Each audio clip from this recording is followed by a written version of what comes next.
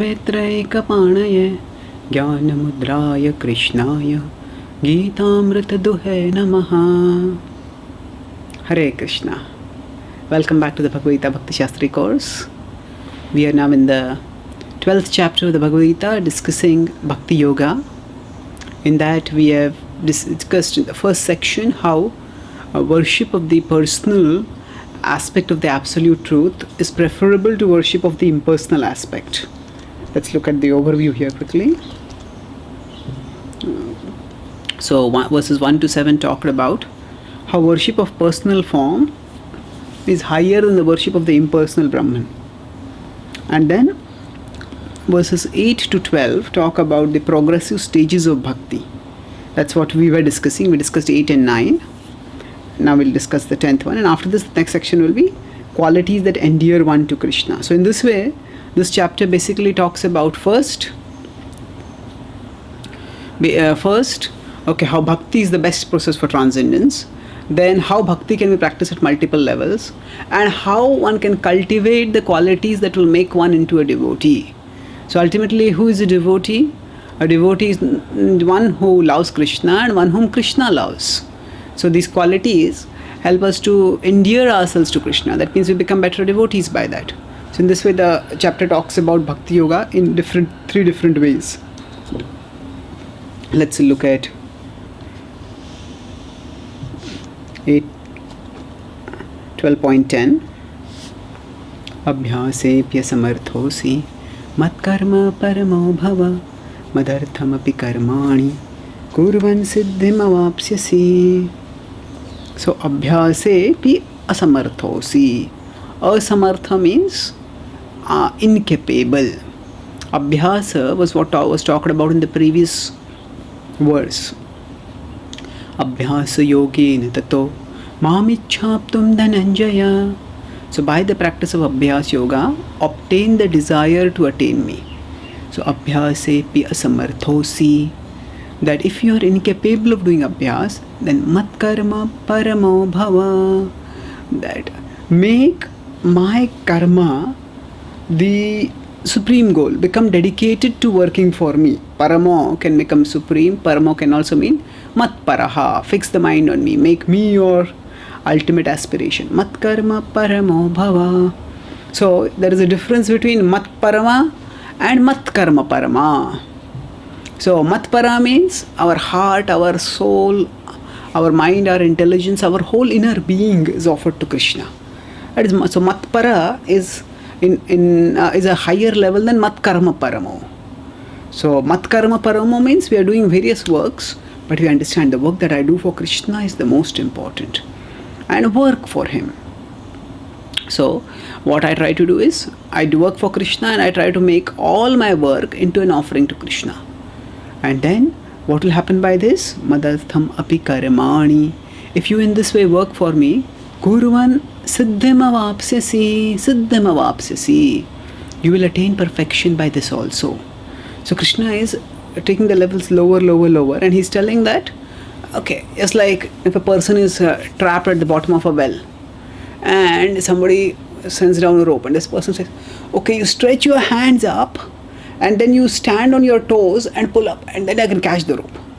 The person says, I can't do that. And the person brings the rope further down. Okay, now you just raise your hands a little bit up, you can catch the rope.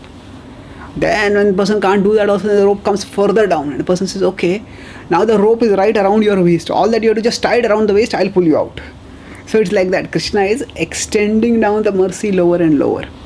And he's saying over here, Madarthamapi karmani. If you work for me in this way, kurvan siddhim avapsyasi. Siddhi you will attain. What is siddhi? That siddhi is, the word siddhi literally means perfection. So Krishna has used the word siddhi several times in the Bhagavad Gita. The most prominent use which is relevant over here is Manushyanam sahasreshu kaschid yatati siddhaye tam api siddhanam kaschin mam veti tattvataha. So yatati siddhaye. Very few people endeavor for perfection. In 7.3 Krishna says, and out of thousands, few endeavor for perfection, and out of those who endeavor for perfection, even fewer actually achieve perfection. So in this way, what Krishna is telling over there is he uses the word perfection to refer to the quest for transcendence. So sometimes the word siddhi is also used for yogic perfections or mystic perfections. There is anima siddhi, there is laghima siddhi. And that is with respect, these are material perfections. But this whole chapter is a bhakti yoga chapter. And that's why the yogic or mystic siddhis are not being talked about over here. Here Krishna is talking about the devotional perfections. And those devotional perfections ultimately culminate in pure love for Krishna. Krishna is saying that even by working for me, you will ultimately come to the level of attaining me. So now, when we look at this, mat karma paramo bhava, work for me. Let's try to understand this now. So in working for Krishna, there can be two sub-levels. Work for Krishna, one can be the direct, do his work, that is render service to him. And an indirect can be offer him the fruits of our work. Now what is the difference between the two? Do his work means, for example, say during the book distribution marathon, we may go out and distribute books, or we may ourselves try to share Krishna's message. We may do some services in the temple. So that is do his work. So it's Krishna's work, it's Krishna's mission, and we help in Krishna's mission. Let's do his work. And then there is also indirect, offer him the fruits of the work. So how do we offer him the fruits of the work? By offering him the part of the work that we are doing. That means, say we have our job, we have our profession, and we, whatever we earn, we give charity from that, and we try to spiritualize of the work that way. So mat karma paramo technically would mean do my work. But for a devotee, even the family life, the family is also, devotee tries to integrate with the spiritual life. Devotee tries to work for Krishna and integrate the whole family into the devotional service of Krishna. The devotee sees that my family members, if they are devotees, that's wonderful. But even if they are not devotees, still they are also parts of Krishna. And it is ultimately by Krishna's arrangement that I am placed in the situation amidst these family members. And let me try to serve Krishna by taking care of them materially and spiritually.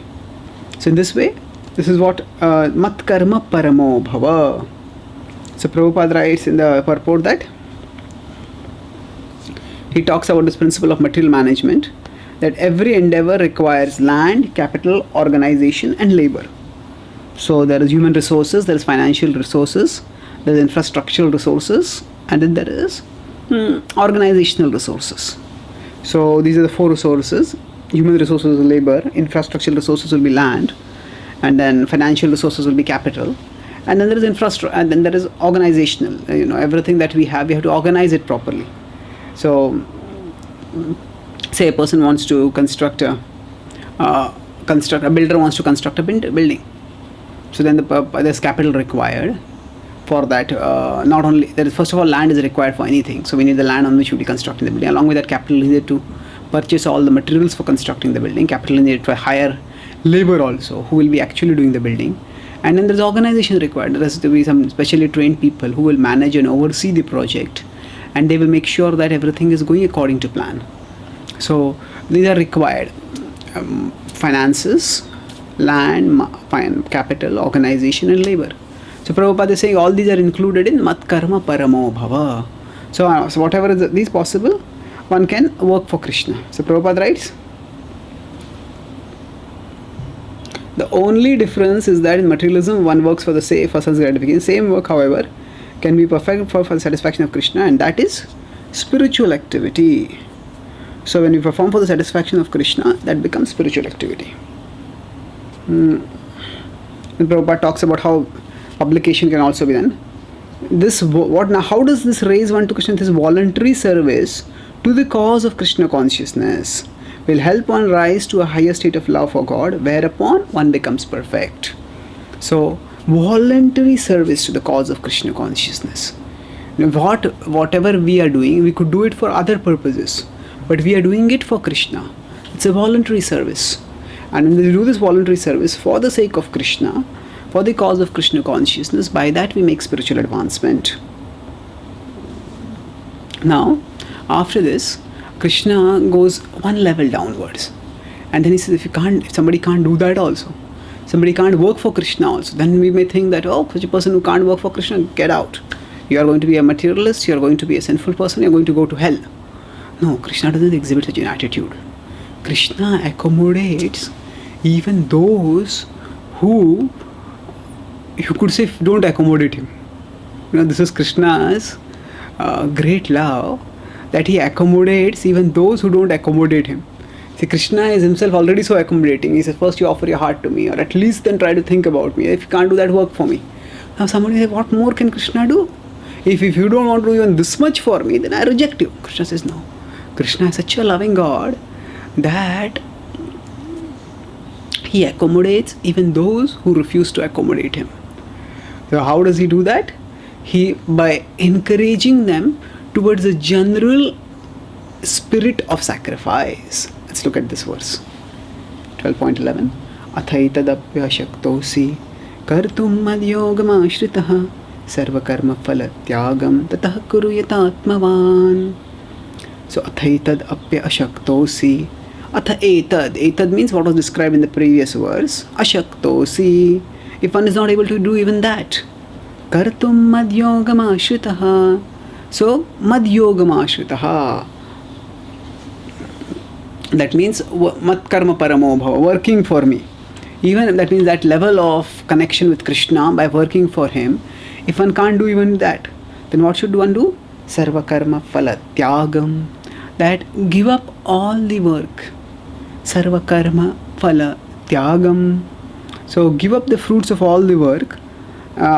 Give up basically the fruits of work. Tatah kuru yata atmavan. So atmavan, be self-situated. Now this is a beautiful word, atmavan. Krishna has used this word atmavan earlier also in the Bhagavad Gita, especially in 2.45. Traigunya vishaya veda nistraigunya bhava arjuna nirdvandvo nityasatvastho niryoga kshemam atmavan.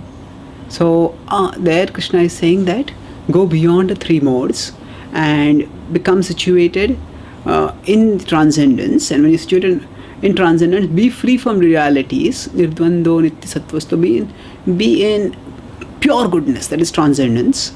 And niyoga kshema atmavan, be free from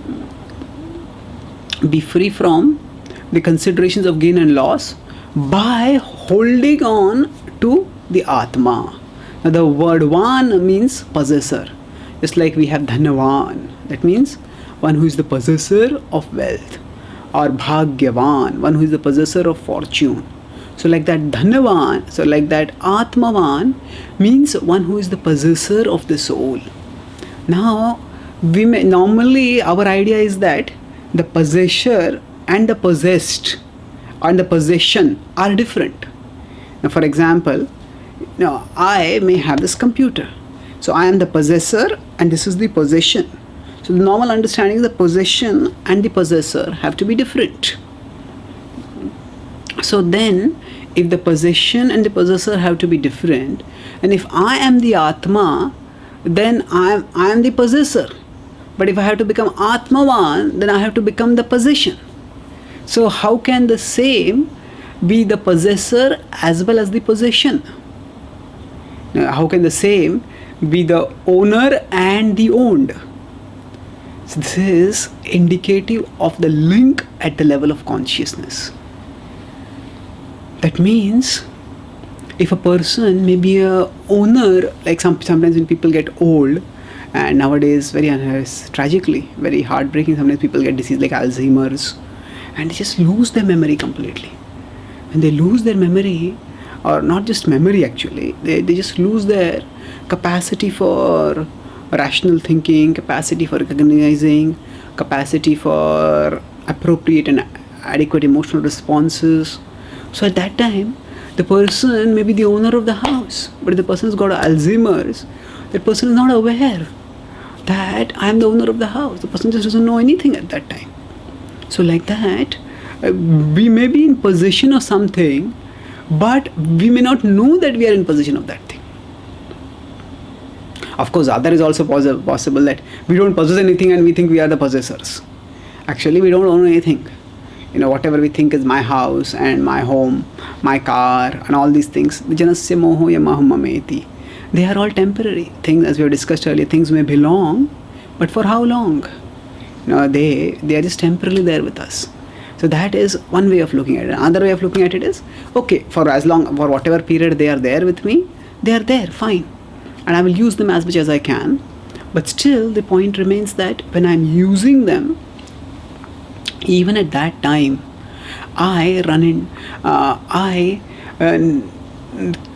when I have certain things for a temporary period, at that time I'm the possessor of them.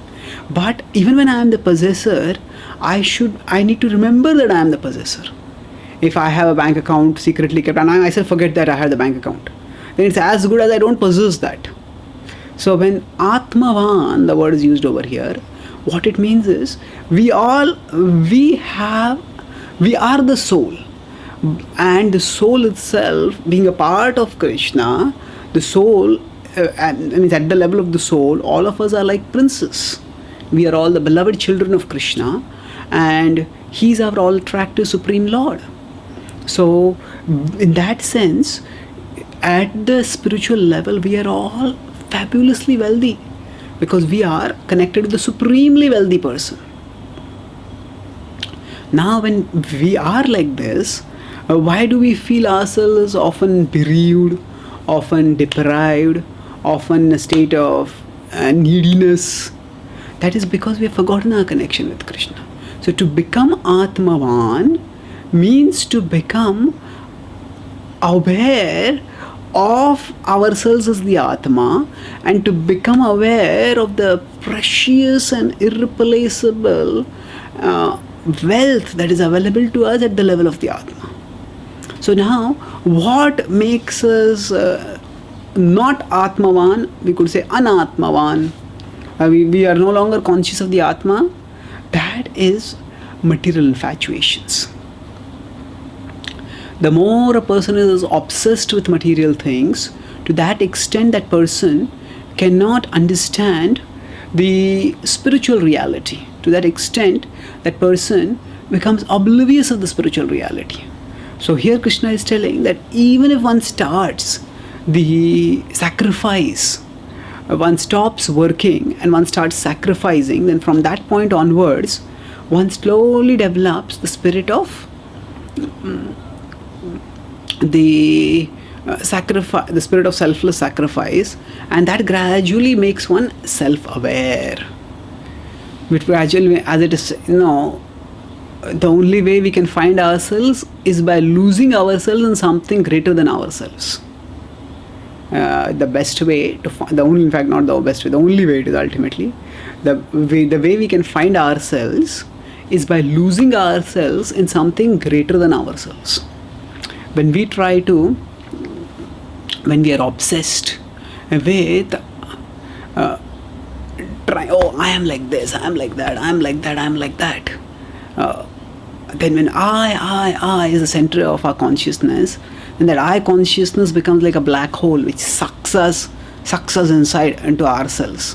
And then we feel either inferiority complex or superiority complex. Now when I'm thinking of myself and I look around and see, others are better than me, then I feel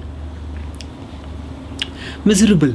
And if I think that I am better than others, then I get superiority complex. I get pride and arrogance and ego by that. So either way, we can't find ourselves this way. We just get lost, But when we pour ourselves out, when doing something greater than ourselves, then the obsession of our thoughts with ourselves goes away. And then as we absorb ourselves in something greater than ourselves, the best such cause is the cause of loving and serving Krishna. When we do that, then that inspiration which comes by absorbing ourselves in something greater than ourselves, that helps to bring out the latent divinity, the latent spiritual potential, the latent material qualities, the skills and the grit and gumption, all that comes out when we find an inspiring enough cause in which we can pour ourselves. So the whole principle of bhakti is, it's not that a devotee is constantly thinking, I'm not the body and the soul, I'm not the body and the soul, I'm not the body and the soul. A devotee is not obsessed in that. Yes, we can analyze, and whenever material temptations trouble us, we can surely think that, yes, I'm not the body and soul. These things are not going to satisfy me. Why should I do those things? That is good. A devotee should think like that. But over and above that, a devotee should also think about how I'm a servant of Krishna. A devotee's primary focus is on how can I serve Krishna? Krishna's mission, Krishna's message. It's so wonderful. I want to share it with the world. I want to do whatever I can, my small part in sharing it with the world.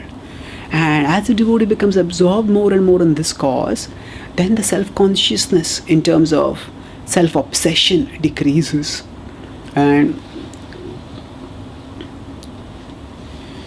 from that point onwards, a devotee becomes more and more spiritually aware. Spiritually, see, there is self-consciousness and there is self-realization. When people say that I'm self-conscious, so the two are not the same things.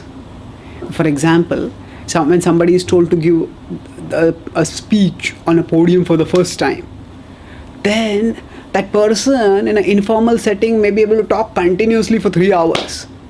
But when the person is placed on a podium on the stage, is told to speak, 3 minutes speaking becomes difficult.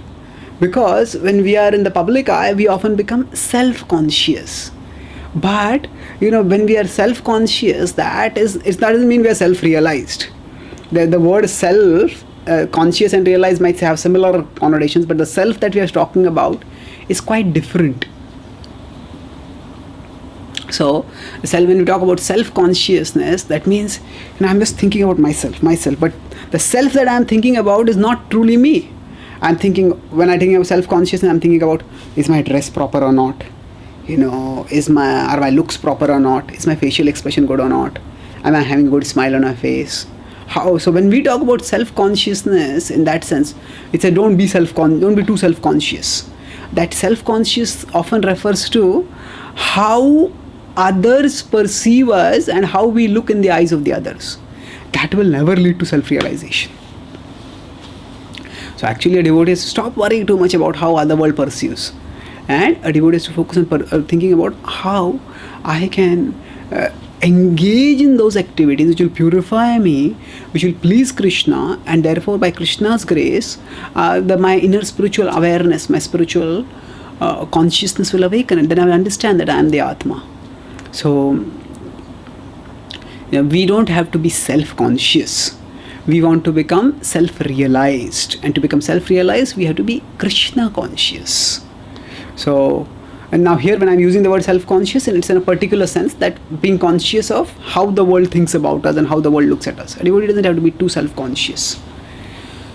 And then now, here the word Atmavan, what is Krishna telling? That gradually, that if one cannot even work for him, and slowly, step by step, by working for Krishna, by working in a general spirit of sacrifice, karma phala tyaga, then what will happen? The ethos of sacrifice will be developed. And once the ethos of sacrifice is developed, as it matures, one will become self-aware. Tataha kuru yata atmavan. So, Prabhupada writes in the purport something very interesting, which indicates how broad is Krishna's concern and how accommodating Krishna is. So it may be that one is unable to sympathize even to sympathize with the activities of Krishna consciousness because of social, familial or religious considerations, or because of some other impediments. So then, for one who has such a problem, it is advised that he sacrifice the accumulated result of his activities to some good cause. So what is the point here that is being made? To some good cause. The important point is that cultivate the ethos of selflessness, cultivate the value of sacrifice. So we have discussed elaborately in our Ishopanishad class about humanitarian work, about social service. Now, from the Bhagavad Gita's perspective here, the Bhagavad Gita does accommodate the principle of sacrifice, which is often evident in the activities of people who are doing some social welfare, they are concerned for others, and that concern for others is the beginning, is a significant step forward in the evolution of their consciousness, which will ultimately gradually bring them to Krishna consciousness. So Krishna is bringing the ladder of mercy down to accommodate even those who can't accommodate him. That means because say, one's family is very anti-devotional, and because of that one can't practice spiritual life. So at that time, it is not that one has to entirely give up everything. No, one can at that time also keep practicing spiritual life in a discreet way, whatever is possible, and then one can in other ways develop the essential spirit of sacrifice and selflessness that is at the heart of Krishna consciousness. Now Prabhupada goes on and quotes another in Prabhupada's purport is so accommodating here in Bhagavad Gita when he says yataha pravrittir bhutanam. So yataha pravrittir bhutanam. This is 18.46. Actually the full verse is yataha pravrittir bhutanam yena sarvamidam tatam swakarmana tam abhyarcha siddham vindati manavaha. That by worshipping that Supreme Lord with one's work, siddhim vindati, one will attain the supreme perfection. So, while who is that Lord whom one should worship? In that connection, it is said, yataha pravrittir bhutanam, that Lord from whom all of existence has emanated, from whom all the pravrittis of the living entities have emanated. Yena sarvamidam tatam, by whom the whole creation is pervaded. It is that Lord. So what the point that is being made over here is that whatever propensities we have, now we're not talking about sinful propensities here. The word propensities is used in terms of varna ashram situation. You know, somebody has Kshatriya propensity, Vaishya propensity, Shudra propensity. So that has been that one has to respond to, act according to it, but don't just act according to them in a materialistic way. Act according to them with a spiritualistic understanding. Spiritualistic understanding means that one has to recognize that these propensities are ultimately material, but the person who is activating these propensities, because of whom those propensities are getting the energy, getting the consciousness to act. So the propensities are situated in the subtle body. The soul is spiritual. So whatever propensities I have, I cannot wish them away, but I can accommodate and elevate them. I can engage them in Krishna's service. So that's how one should work. So if one can't engage in Krishna's service, at least in a general ethos of selflessness. So here we see the ladder of mercy going downwards. And in this way, one can come to spiritual consciousness. So, we shouldn't label people based on just their ecclesiastical affiliations. Jiva Goswami, in his writings, makes this point, very important point, that one should not accept a spiritual master based on ecclesiastical considerations. Ecclesiastical considerations means, the word ecclesiastical comes primarily from the church, that within the church there is a hierarchy of power, there is organizational structure. So the structure of the church is called as ecclesiastics. That's the word adjective used to describe that. So Jiva Goswami explains that one should not accept a spiritual master simply based on ecclesiastical considerations. That is, I am from this caste and this is a Goswami in my caste, therefore I'll accept this person. That's ecclesiastical consideration. Okay.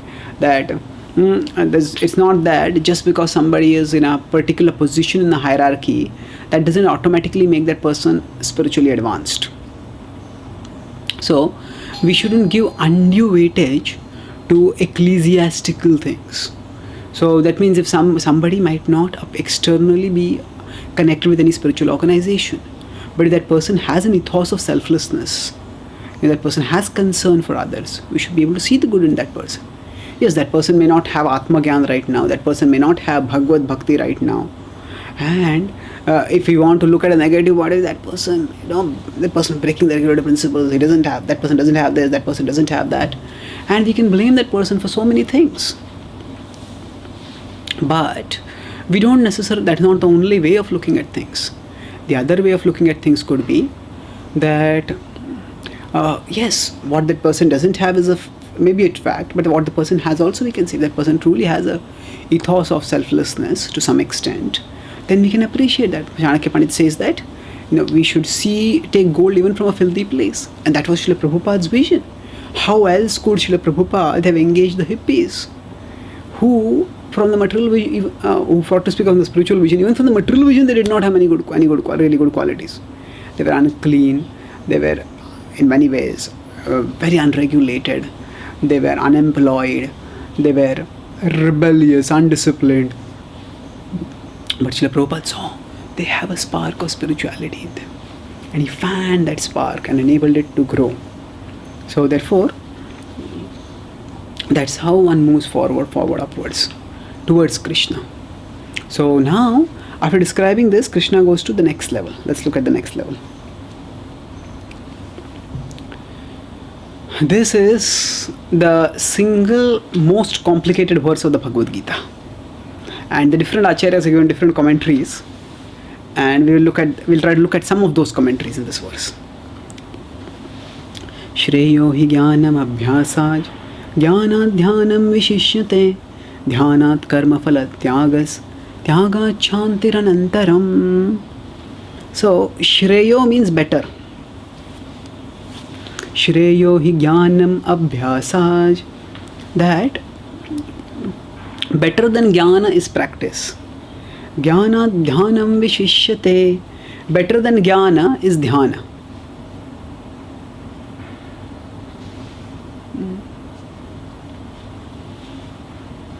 So, if you can, Shreyo hi jnanam abhyasaj, that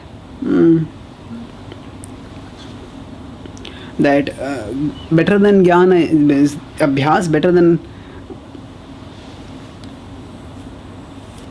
Let's look at Prabhupada's translation. You cannot take this as practice, then engage yourself in the cultivation of knowledge. That means abhyas is higher than jnana, and better than knowledge, however, is meditation. Jnana dhyanam vishishyate. And then dhyanat karma phala tyagas. Better than dhyana is karma phala tyaga. And then tyagas shantiranantaram. By tyag, one will get peace. So what is so complicated about this verse? We have to understand the normal hierarchy that is there in the Bhagavad Gita to understand what is the problem with this verse. So we'll look at, so this is how it is. This is Vishwanath Thakur's analysis of this verse.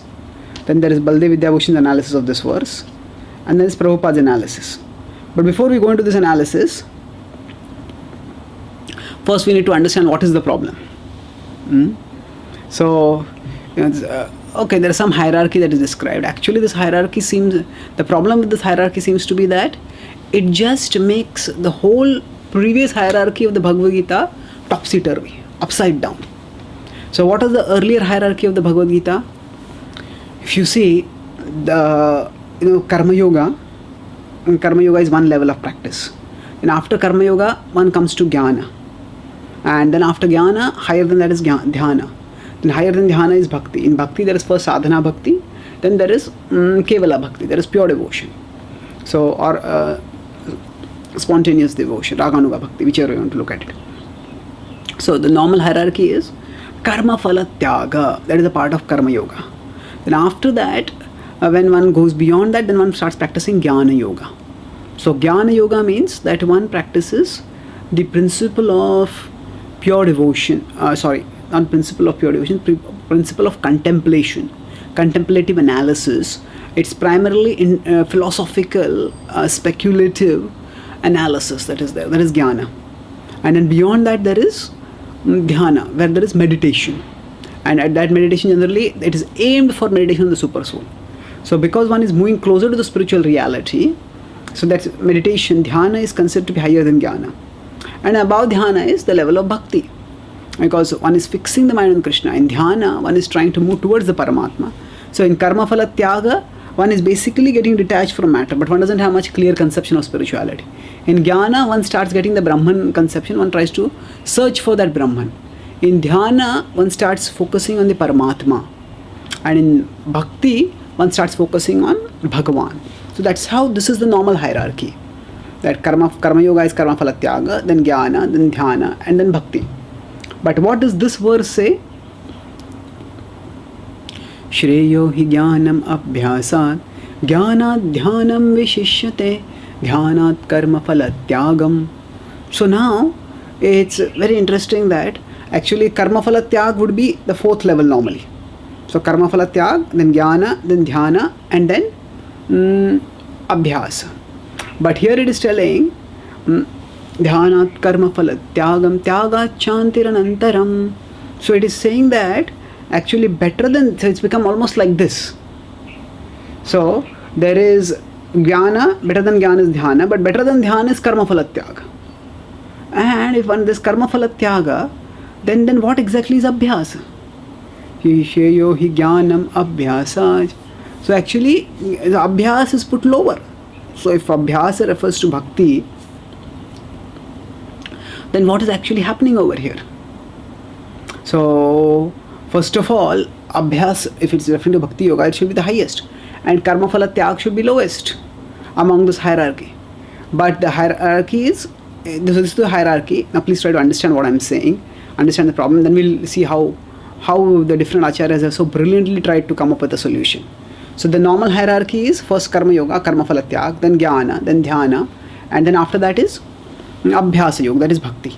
But the Bhagavad Gita 12.12 is inverting this hierarchy by saying that abhyasa yoga is the lowest, then jnana, shreyo hi jnanam abhyasa. So as compared to abhyas, jnana is higher, then jnana dhyanam visheshyate, dhyan is higher than that, and after that is karma phala tyag. So karma phala tyag is not such an elevated level. So why is it saying like this? So Srila Prabhupada explains this in a simple way by changing the referent. By changing the referent means, sometimes this happens in language. When we are talking, we may be referring to you or he, but he in my mind may be somebody else. And the other person may think that he refers to this person, so and so person, but I may be having some other person in mind. So we have to understand what is when there is an ambiguous reference like that, just a pronoun is there, that in English it's often called a misunderstanding that comes because of the ambiguous antecedent. Antecedent means that which has come before, that which is being referred to. So if I start with this or he at the start of a paragraph, for example, now if I start this Bhakti Shastri course, and then I start by saying that, he said that he's very angry with everyone. I wonder, who is this he? Because I have not mentioned who is that he. So if I start something with just he, then the antecedent, what is this he referring to? He's a pronoun which refers to something. What does that refer to? That can sometimes be confusing. So now when it's right at the start of a conversation, we'll understand it's obviously confusing. But sometimes in the middle of a conversation also, it may become a little confusing, because I may refer to a particular person, but I may be discussing particular person, but my thoughts go to somebody else, and others don't follow my thought. When I use the word he, I might be referring to somebody else, and others may not be clear about that. So what Srila Prabhupada explains is, let's look at Prabhupada's explanation of this. Then we'll look at the Acharya's explanation. So Prabhupada says 12.12 refers back not to 12.11 but to 12.10. What does this mean? That actually when Krishna is giving a hierarchy over here, karma phala tyaga. So that karma phala tyaga is not referring to 12.11 but is referring to 12.10 mat karma paramo bhava. So here now the word abhyasa, it doesn't always have to refer to bhakti only. We'll see that the word abhyasa essentially means practice. So Krishna has used the word abhyas many times. Probably among the most well-known verses is Krishna's reply to Arjuna's question on Chanchalam Himanha Krishna in 3.33 and 34. So in 35 and 36 when Krishna replies, at that time he says, असंशयं महाबाहो मनोदुर्निग्रहं चलम् अभ्यासेन तु कौन्तेय वैराग्येन च गृह्यते. By practice and by detachment, you'll be able to conquer the mind. It's difficult to control, but you'll be able to. So the word abhyas is, in one sense, non-specific word. It's practice. What that practice may be, we don't know. So it can be the practice of karma yoga, it can be the practice of jnana yoga, it can be the practice of dhyan yoga, it can be the practice of bhakti yoga.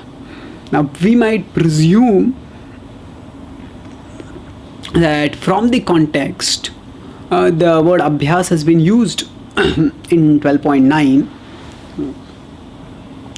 Abhyasa yogena tato mamichhaptum dhananjaya.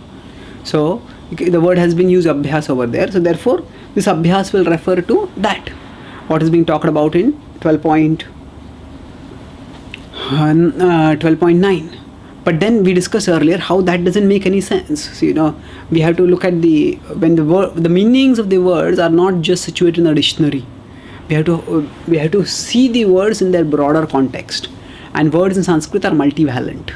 One word can have many meanings. That's true of all languages actually.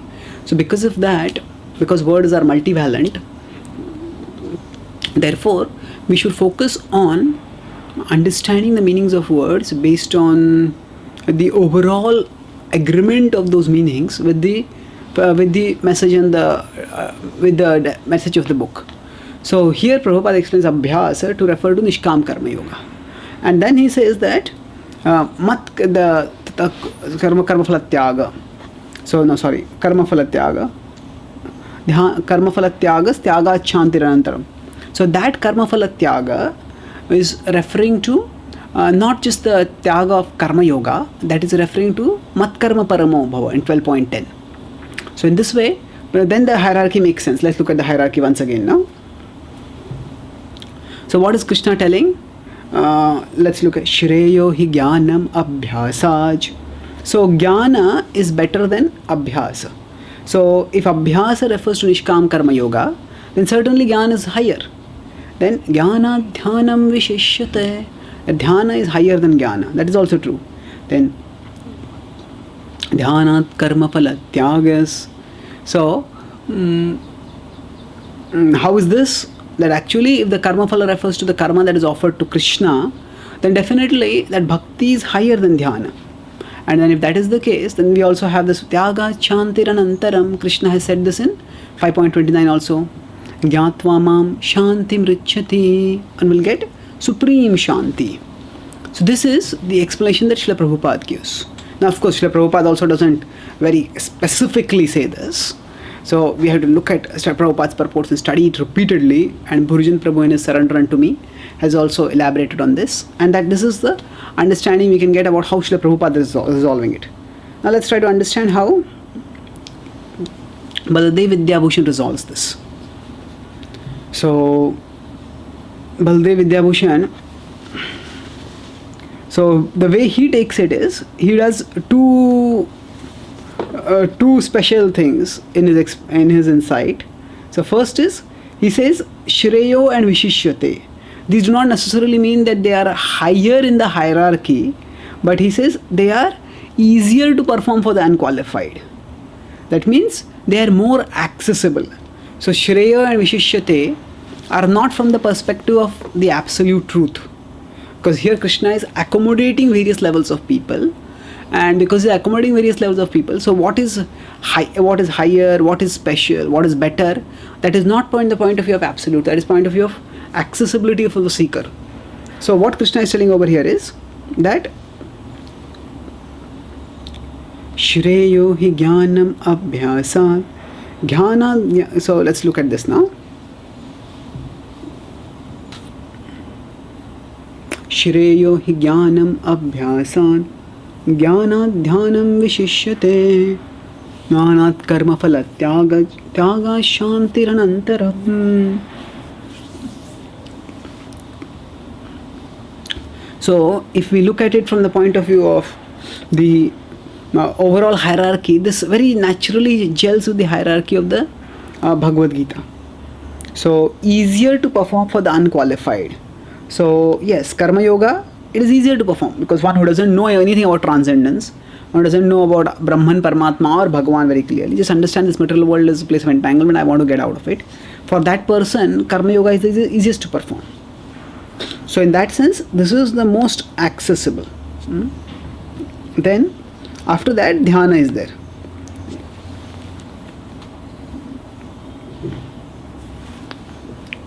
Peyo hi jnanam abhyasad jnanad dhyanam vishishyate dhyanat karma phala tyagam. So then, actually speaking, for this person who is trying to seek spiritual advancement, then relatively speaking, among these two, dhyana and jnana, which is easier? It varies, but the way the Bhagavad Gita hierarchy has progressed, the Bhagavad Gita has preferred, if we see, in the first to five second to five chapters 2 to chapter 5, Krishna talks about Karma Yoga, and then Krishna doesn't talk about Jnana Yoga directly. Krishna talks about Dhyana Yoga. So the way Krishna has presented it, actually, he recommends Dhyana Yoga more than Bhakti Yoga. More than Jnana Yoga. So Dhyana Yoga is there. Then after that, Jnana Yoga is there. Certainly. So actually the idea is one starts with detachment, then one starts contemplating the absolute truth, and then one gets acquired realized self-knowledge. And then after that, when one starts practicing bhakti, the practice of remembering Krishna, then one will be at a very steady level. So we see this in 7.17 and 18 also. In 7.17 and 18, 7.16, Krishna talks about the 4 kinds of people who approach him. And then he says, among them, the jnani is the best. Tesham jnani nitya yukta eka bhaktir vishishyate. The jnani is the best among them. So in that sense, after jnana, the sadhana bhakti that is performed is very strong, if one goes that way. This is how this Baldev Vidyabhushan analyzes this hierarchy. So the critical insight which he uses is Shreya and Vishishyate does not talk about from the perspective of ultimately what is the best. It talks from the perspective of what is most accessible for the seeker who does not have any other spiritual qualification, per se. Now we generally say bhakti is the most accessible. So sukham kartum avyayam. So if bhakti is the most accessible, then why is it being said over here that this is the most that Karma Yoga is the most accessible? See, bhakti becomes accessible when there is kripa. But it's not that kripa is available for everyone all the time. So when the kripa is not available, then Karma Yoga is the best way for a person to move forward. Now we'll have to become a little more technical. So now let's try to understand what Vishwanath Chakravarti does. We have seen how Vishwanath Chakravarti specializes in giving technical different levels. So first let's see how Chakravarti Path does this in terms of all the verses. So he says that this hierarchy, this is Vishwanath Chakravarti explains the hierarchy from 12.8 to 11. So first he says there are aspects of bhakti which are internal and external. So he says within the internal there are 2 levels. There is Smaranatmika and Mananatmika. So Smaranatmika, so these are actually the 2 in the 12.8 itself. So in 12.8 was Mai eva mana dhatsva Mai buddhim niveshaya. So Mai eva mana dhatsva. Now the way Srila Prabhupada explains this, Prabhupada's put this whole verse in one level. What is that? Our whole inner life and our inner world is offered to Krishna. That's how Srila Prabhupada explains it. That's a perfectly valid explanation. But another way of looking at it is that the mind and intelligence refer to 2 different levels. See, generally in the spiritual path, it is easier to become intellectually convinced than to become mentally purified or mentally transformed. Now, it is if I just contemplate the philosophy and analyze seriously, I can understand that, okay, sense gratification leads to misery. But then that itself does not mean that I will lose the desire for sense gratification. I may still very well have the desire and I will have to battle with that desire. So, once the mind accepts something, that means we have more or less become realized. If the mind accepts that this thing leads to misery, I will not do this. And that's a very steady platform for self-realization. That's what is being recommended over here. That the mind should become purified. So that's why Smaranatmika, where the mind is meditating on Krishna with the mind, Mayi eva mana dhatsva. So 12.8a is considered to be higher level. This is Mananatmika Bhakti. And then below that is, this is Smaranatmika Bhakti. With the mind, we remember. Spontaneously we remember things. Smaranatmika Bhakti. That is meditating on Krishna with the mind. Then he says Mananatmika, then after that is Manan. Now generally we might mistake the word Manan with mind. But the word Manan is conscious contemplation. See, generally when we say Smaran is more like spontaneous recollection. So what is the difference between that? A spontaneous recollection and conscious contemplation. Spontaneous recollection means if we love somebody, even a mother loves a child, and then she sees maybe some baby paraphernalia at a friend's house, immediately the thoughts go towards, oh, what will my baby be doing? That's spontaneous recollection.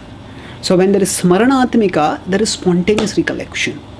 But before for us to come to that level, Chaitanya Mahaprabhu was at that level. As soon as he would see a river, he would think of the Jamuna immediately. That's spontaneous recollection.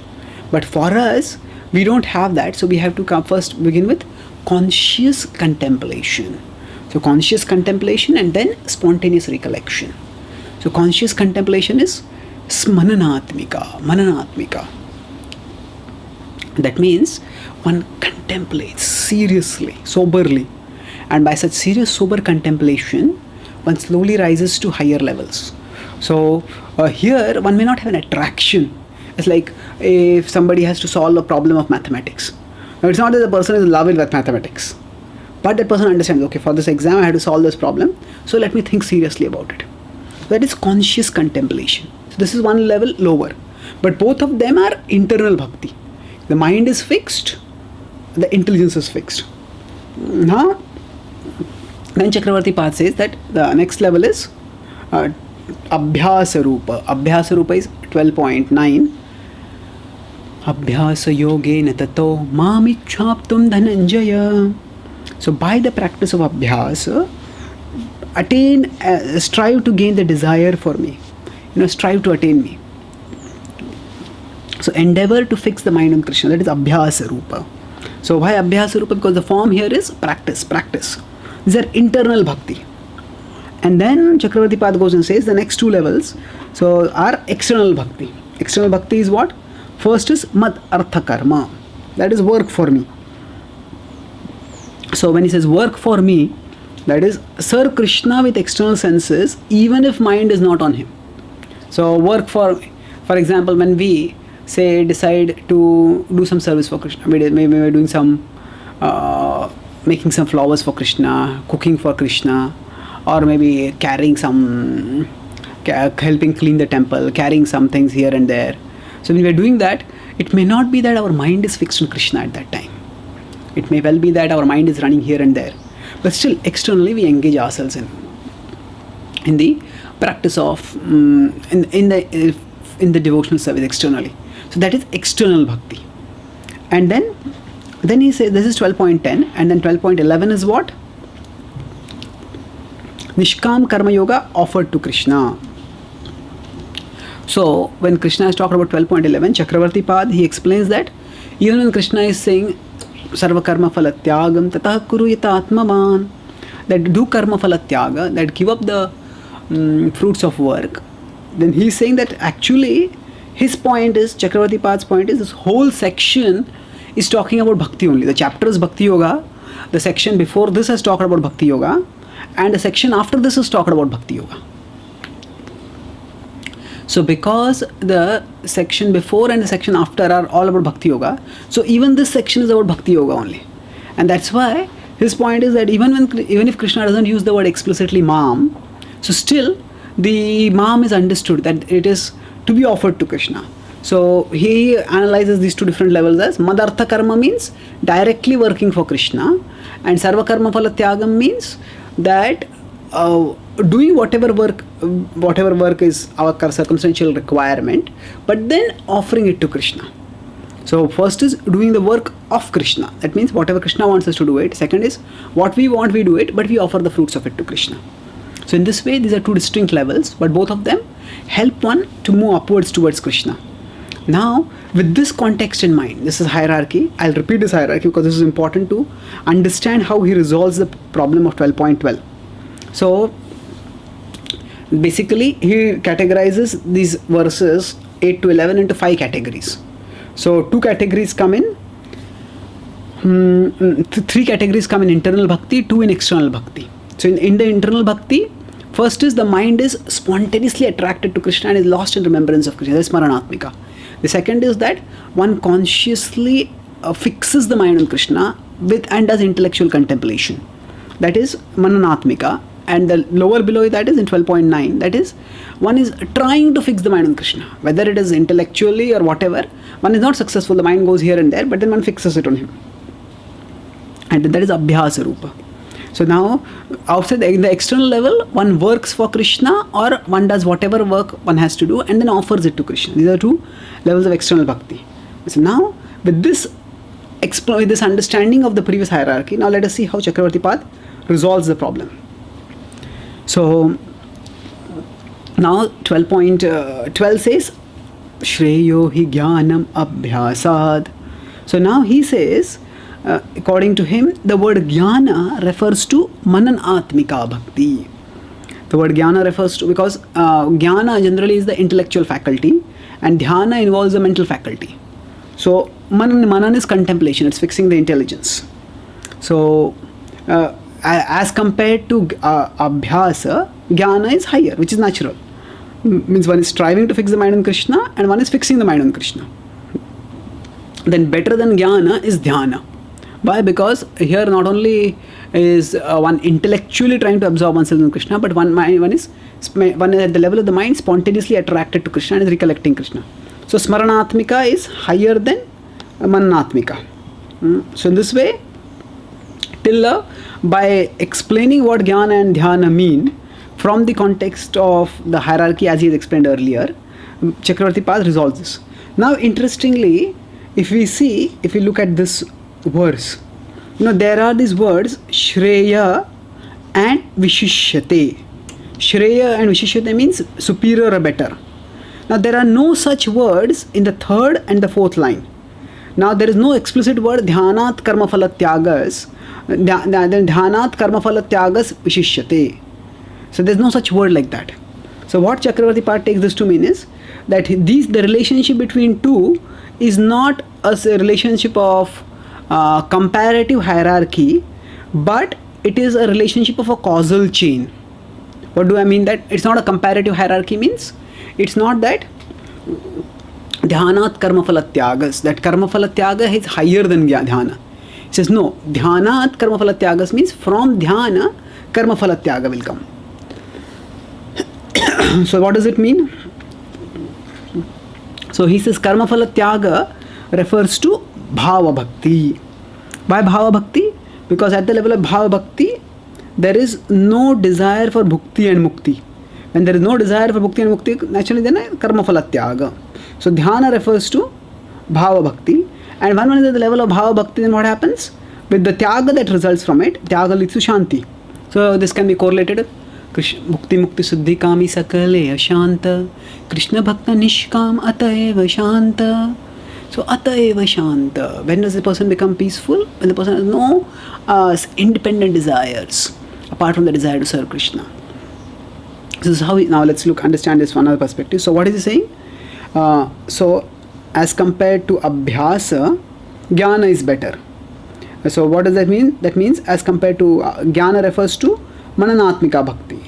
Instead of struggling to fix the mind on Krishna, if one's intelligence is convinced, then one will fix the mind on Krishna. And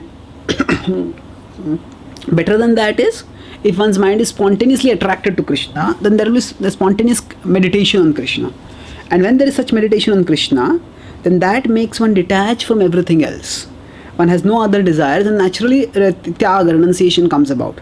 And when there is Tyaga, there is Shanti. So in this way, this is a very insightful explanation that multiple acharyas have given. So some devotees, now some of you may be, pulling your hair, trying to understand what is going on. It all seems so complex. So we have to understand that Actually, the Bhagavad Gita is the word of God. In terms of conclusions, it's very clear, but in terms of technicalities, there are complexities. And these complexities have been done gloriously. They have been researched by our acharyas, and painstakingly they have given explanations. Sometimes some devotees have this romantic idea about studying previous acharyas' purports. They think that studying previous acharyas' works means, there are some esoteric pastimes of Radha and Krishna, how Radha and Krishna, when they grows of Vrindavan, how they embraced each other, and then when I read that, my hair will stand on end, and then I'll feel ecstasy. So some devotees have this romantic conceptions of the previous acharyas' commentaries. Now we shouldn't have only that kind of conception. The acharyas, when they are writing their commentaries, certainly their hearts are devoted to Krishna, but they're also offering their heads to Krishna. That means they're using all their intelligence to comprehend Krishna's words and glorify Krishna's message.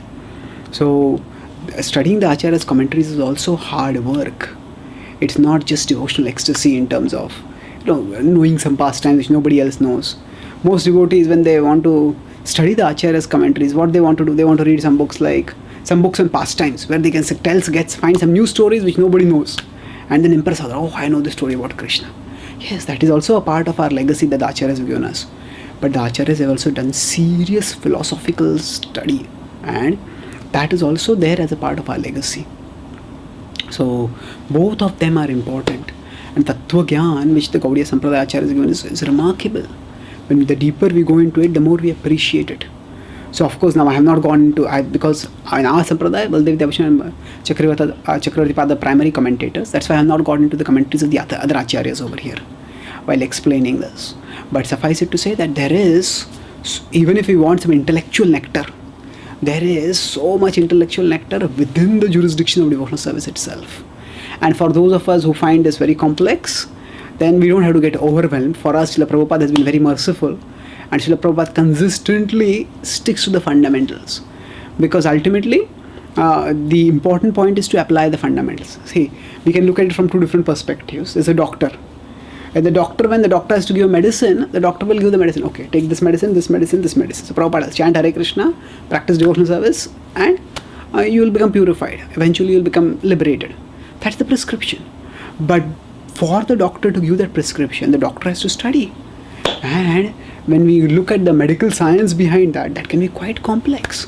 So similarly, now Prabhupada gives us the philosophy, but Prabhupada also focuses on an emergency mode sort of presentation and treatment. He doesn't go into technicalities too much. But for those who want to go into the technicalities, there is abundant room for intellectual investigation and intellectual relish within devotional service also. And those who find this overwhelming, we can focus on Srila Prabhupada's books, and we can relish the simplicity of the process that he has given and the potency of that process and bringing transformation in our hearts. So in the next next class, we'll discuss about the qualities that endear oneself to Krishna. Thank you very much. Hare Krishna.